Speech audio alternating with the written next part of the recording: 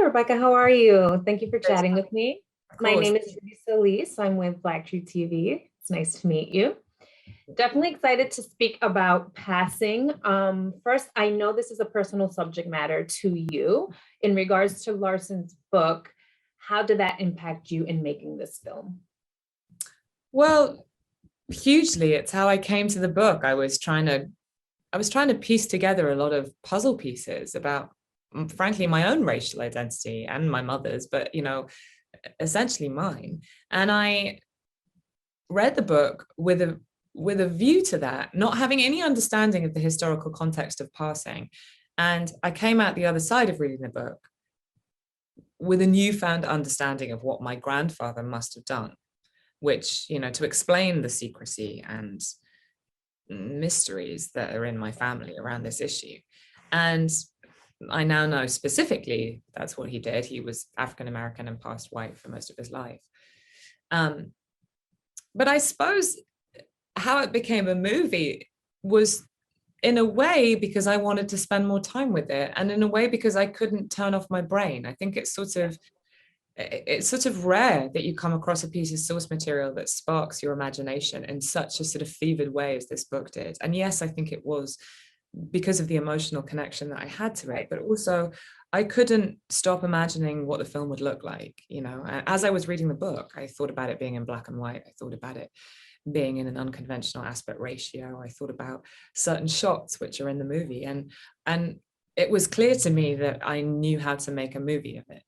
And Was the there writing of the any, script was just, kind of yeah, along the way. was there any hesitation, because you did mention your family, was there any hesitation within the secrecy and mystery of all these details while you were digging into it? I'm sure you had to ask different family members about your grandfather, and maybe there was hesitation. Do you feel like there was any discomfort, maybe? Yes, I think there was. And I think there has been. And I think the film going out into the world has really helped my family get over that. I mean, and I don't mean this in with any judgment. I think it's very hard for children to go against what the wishes of their parents. And if your parental figure is saying, this is something that we don't talk about, this is something that is hidden, then you respect their wishes, because there's clearly, in this instance, in this particular story, there's clearly a lot of fear and danger around this particular subject matter. And as a child, I think you absorb that too. So it sort of makes sense that there was resistance to talk about it, and also that there wasn't any knowledge. Like, my grandfather didn't talk about it. By the time he had my mother and her sisters, he was living his life fully white. Like, there was no, they didn't know, they knew family members, but it was complicated. Like, family members would come round after hours when the curtains were closed, and Yeah, that's secrecy. a hard life to live. Yeah. Do you feel some type of relief? I mean, I have to admit, I didn't necessarily know what passing meant until I really looked into it and digged into it myself. Do you feel some type of relief to actually be able to label that now? Is it some type of comfort, maybe? Yes, it is. I feel like in a place that was a lot of swirling ifs and maybes, there is now at least clarity in understanding what happened. You're curious, is that it? You can ask me anything you want. What have you told them of your family? I haven't had to worry as much as you'd think. They were my aunts, you see. They took me in after Father died and gave me a home of sorts. Very white, very respectable, very religious.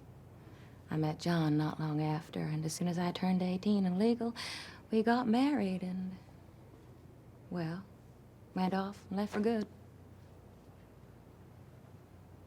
And you're happy? Of course, Reedy. As you say, I have everything I ever wanted. Now, with the casting process, was that maybe a touchy subject when you requested from these actors, you'll have to play two roles? Maybe if you're Black, you'll have to pretend you're white. If you're white, you'll have to pass for Black. How did that come about? Was that a touchy subject for the actors? No, because I mean, the movie's called Passing. They knew what it was going to be. I think they knew what they were getting into when I handed them the script. I think there was some sort of, oh, that's interesting that you want me to do it. But I think that, it was very important for me to cast Black women in the roles. And, I find this is about perception and context, and how there is no monolithic version of Blackness or whiteness or femaleness or queerness. I mean, there's so many different binaries here, but it's like what I'm trying to say is, I think that the black and white movie allows me that, to cast Black women, because when people perceive this film and they start to, have opinions about, oh, is that person passing or is that person not passing? It sort of excites me in a weird way, because I'm like, well, what you're saying is sort of nonsensical, because this world doesn't look like our world, it's in black and white. And also, by the way, your perception of black and white film as black and versus white, or black and white as these two absolutes, is also nonsense, because black and white is gray. It's 1,000 shades of gray, just like this movie is. Well, this is truly an intelligent film. Thank you so much for sharing those details with me, and I appreciate it. I've already seen it and I loved it, so thank you so much. Thank you. Have a good